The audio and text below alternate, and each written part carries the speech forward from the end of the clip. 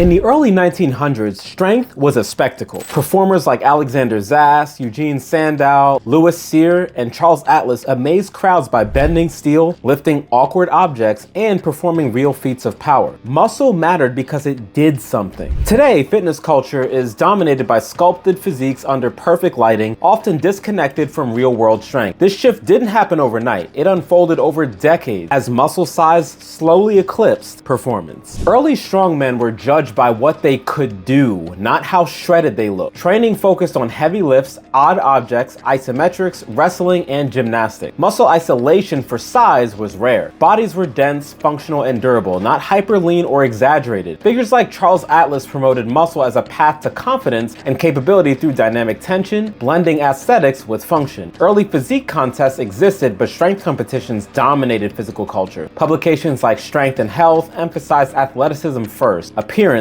second. This was also a pre-steroid era. Muscle growth was limited by natural recovery, which kept tendons, joints, and mobility in balance. Many strong men remained powerful well into middle age. Strength was the goal. Muscle was simply the tool. Mid-century marked the turning point. Bodybuilding emerged as a separate pursuit, driven by promoters like Joe Weider, who founded the IFBB and Mr. Olympia. Magazines began selling the idea of muscle to the masses. The golden era brought stars like Arnold Schwarzenegger, Franco Columbu, and Frank Zane. They were still strong and trained heavy, but competition judged only appearance. Performance no longer mattered. Arnold's charisma and pumping iron made muscle mainstream. Anabolic steroids accelerated the shift. Bigger muscles became achievable, especially in chest, arms, and shoulders, the most visually impressive areas. Training increasingly favored what looked best on stage, not what worked best in life. By the 1970s, working out meant building a physique, not performing feats. The 80s and 90s pushed bodybuilding to extremes. Drugs like advanced steroids, growth hormone, and insulin produced unprecedented size. Champions like Dorian Yates and Ronnie Coleman displayed massive, shredded physiques that bordered on inhuman. Training became hyper-specialized for hypertrophy. Machines, isolation, high volume. Strength was secondary unless it supported muscle growth. Muscles often outpaced tendon strength, leading to frequent tears and injuries.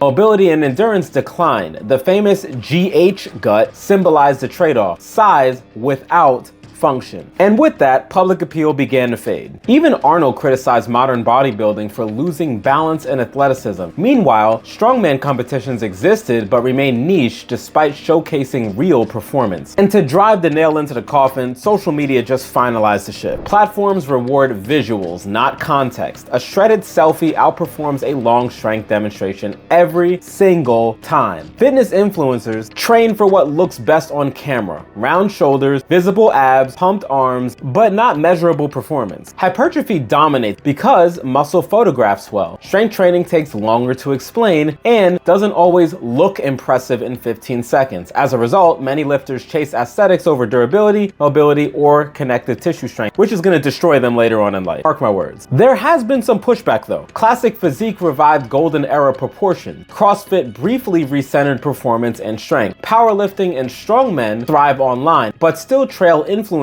culture and attention. The split is clear. Sex sells, baby. Looks dominate reach. And strength just lives in the subcultures. It's unfortunate, but this is the reality that we live in. Functionality has taken a backseat to getting likes on the gram. And as muscle replaced strength, tendon conditioning, joint resilience, mobility, and work capacity all faded from mainstream training. Many modern lifters look strong, but move poorly or break easily. Old strongmen, by contrast, train for longevity, adaptability, and full body capability. Today, the pendulum may be swinging back. Functional fitness, hybrid athletes, and renewed interest in old school methods suggest a desire to reunite aesthetics with ability. The lesson is simple. Don't just train to look strong, train to actually be strong. Muscle without function is pointless, it's fragile. Strength is honest. And really, to drive that home, the future of fitness isn't really about choosing sides. The best path forward blends both worlds, the durability and real world strength of the strongman paired with the science and aesthetics of bodybuilding. Some of the OG techniques are just that, OG, but not all of those techniques belong only in the history book. But by combining those techniques with the new school method of training, training. In my opinion, that's where you're gonna get some true freaks of nature in the coming years to decades. Train for performance and the muscle will follow. I'll end with a famous conversation between Bruce Lee and his friend walking down the beach in California. A muscular guy came out of one of those gyms, and Bruce's friend pointed to him and asked Bruce, "Man, that guy's really big, isn't he?" And Bruce instantly responded, "He's big, but is he powerful?"